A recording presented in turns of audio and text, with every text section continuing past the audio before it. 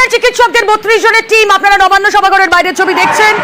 Junior চিকিৎসকের 32 জনের team যারা নবান্ন সভাঘরে গিয়েছিলেন আজ বৈঠকের জন্য, তারা বাইরে এই মুহূর্তে তাদের বাস দাঁড়িয়ে রয়েছে। তারা কি করবেন এরপর, সেই পরবর্তী পদক্ষেপের দিকে আমাদের নজর থাকবে। তারা সাংবাদিকদের মুখোমুখি হচ্ছেন।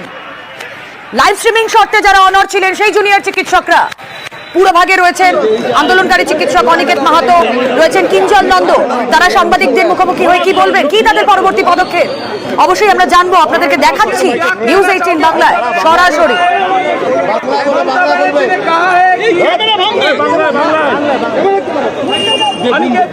क्या कहना चाहोगे? ममता बनर्जी ने कहा है कि वो रिजाइन करने के लिए बेंगली मीडिया के एड्रेस को আমরা আসি। হ্যাঁ বেঙ্গলি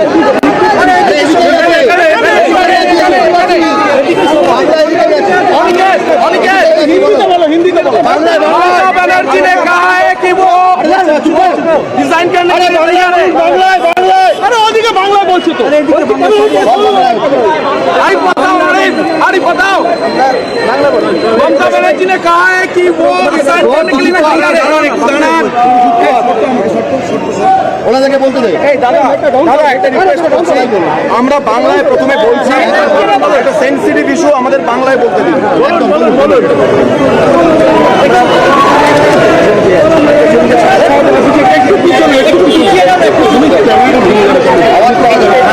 জোরে বলবেন, আপনারা আসতে থাকলে নিশ্চয়ই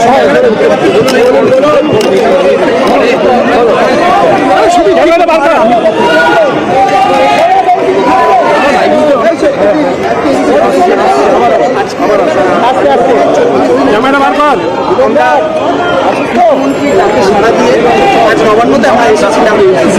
আমাদের দাবি ওভার আমাদের 5 দফা এদিকে আমাদেরকে 5 দফা দাবি নিয়ে এসেছে। তিনি 5 দফা বলে এসেছে, বলেছিলেন আমরা সেরকম খোলা মনেই আলোচনা করতে এসেছি। আমরা এখানে আসার পর আমরা নিজেদের আসার আগে আমাদেরকে যে মেল করা হয়েছিল তার মধ্যেও বক্তব্যের মধ্যে আমরা স্পষ্ট রেখেছিলাম যে আমাদের নির্দিষ্ট প্রতিনিধি দল এবং প্রতিনিধি দল, এবং যেহেতু এই আন্দোলন এখন পশ্চিমবঙ্গের সমস্ত মানুষ সবাই তাই আমরা তার লাইভ আমরা এখানে আসার পর আমাদেরকে আমরা তাদের সাথে কোঅপারেট করছিলাম এবং সেই সময় আমরা স্বচ্ছতার জন্য আমরা যে দাবি করেছিলাম যে পুরো জিনিসটার ভিডিও টেলিকাস্ট করা হবে, সেইটার ব্যাপারে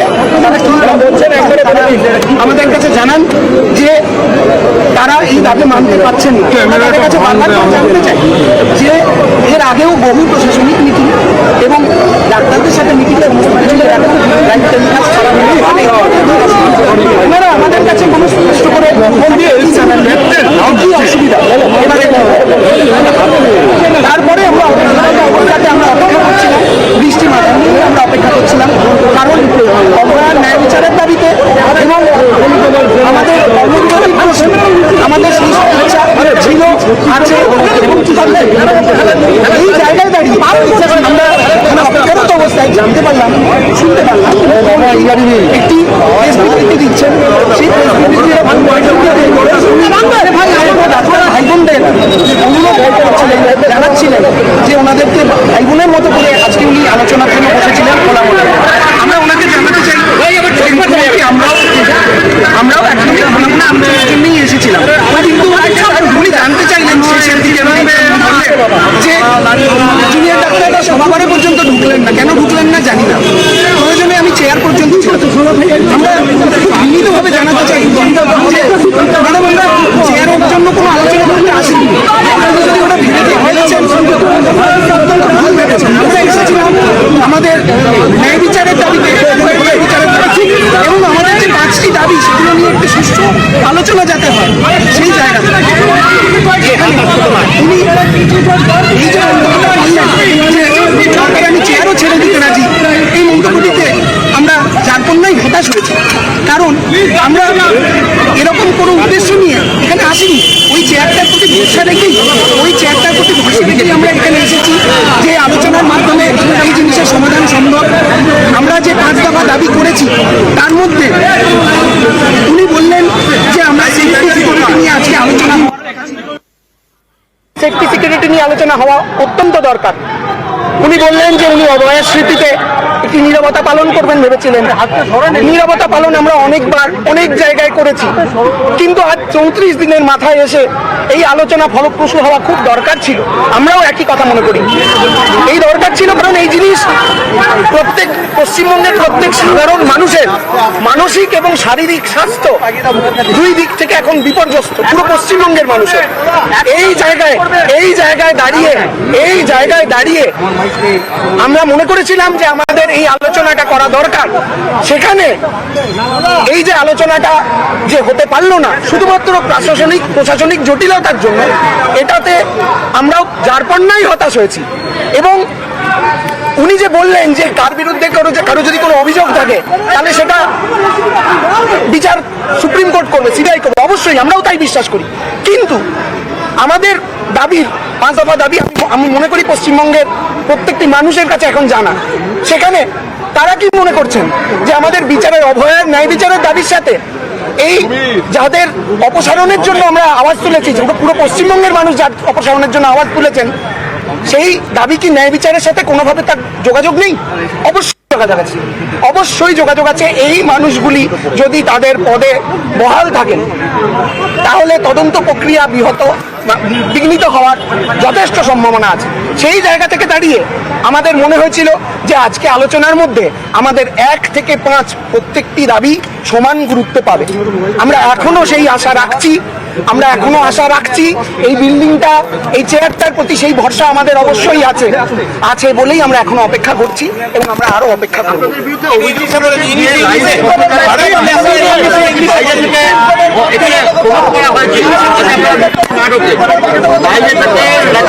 আমরা এখন জানতে পাচ্ছি যে নবান্নের দরজাটিও সম্ভবত বন্ধ করে দেওয়া হয়েছে। আমাদেরকে সেটা জানানো হয়নি। হয়তো মুখ্যমন্ত্রীর যে বক্তব্য ছিল সেটাই আমাদের বুঝে যাওয়া উচিত ছিল যে আর হয়তো কোনো আলোচনা উনি করতে চাননি। উনি বলেওছেন, আমি শুনলাম। কিন্তু আমি আশা রাখবো, আমি এবং আমরা West Bengal junior doctor front আশা রাখবে যে আলোচনার মাধ্যমেই এই জিনিসের সমাধান হবে। আমাদের সদিচ্ছা এখনো আছে, আমরা বিশ্বাস করি মুখ্যমন্ত্রীরও সদিচ্ছা এখনো আছে। আমরা নিশ্চয়ই আজ না হোক 34 দিন আমরা রাজপথে পড়ে আছি, দরকার হলে 35 দিন থাকবো, 36 দিন থাকবো, 37 দিন থাকবো, কিন্তু আলোচনার মাধ্যমেই এই সমাধান বেরোবে, এটা আমাদের বিশ্বাস।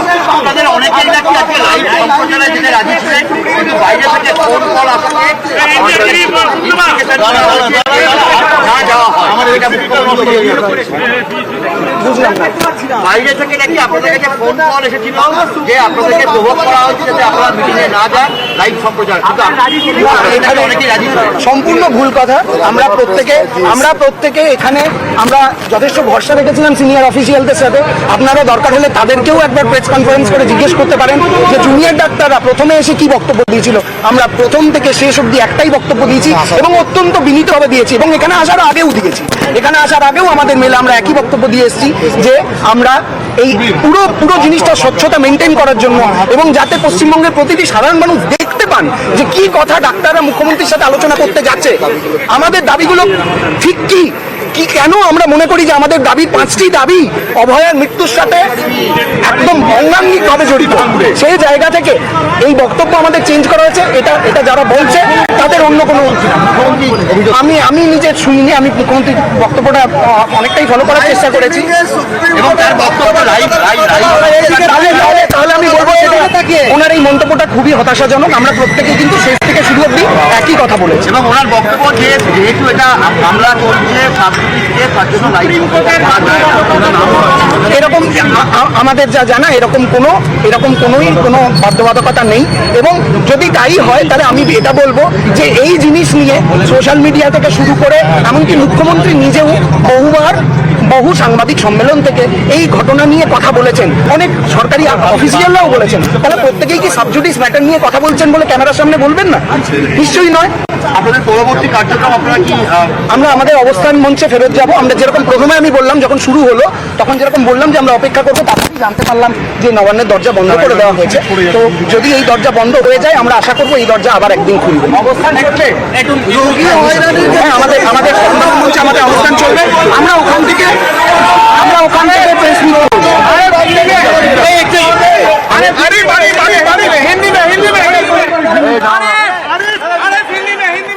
সাংবাদিকদের মুখোমুখি হয়েছিলেন জুনিয়র ডাক্তাররা। এই আলোচনা ফলপ্রসূ হওয়া উচিত ছিল। চেয়ারের ওপর বসা রেখেই আমরা অপেক্ষা করব। এই বিল্ডিং এর মানুষ, এই বিল্ডিং এর এই চেয়ারের ওপর আমাদের ভরসা আছে। মুখ্যমন্ত্রী মমতা বন্দ্যোপাধ্যায়ের ডাকে নবান্নে এসেছিলাম। সাংবাদিকদের মুখোমুখি হয়ে তারা স্পষ্ট জানাচ্ছেন, তারা বলছেন লাইভ স্ট্রিমিং এর দাবি জানিয়েছিলাম। এই আলোচনা ফলপ্রসূ হওয়া দরকার ছিল।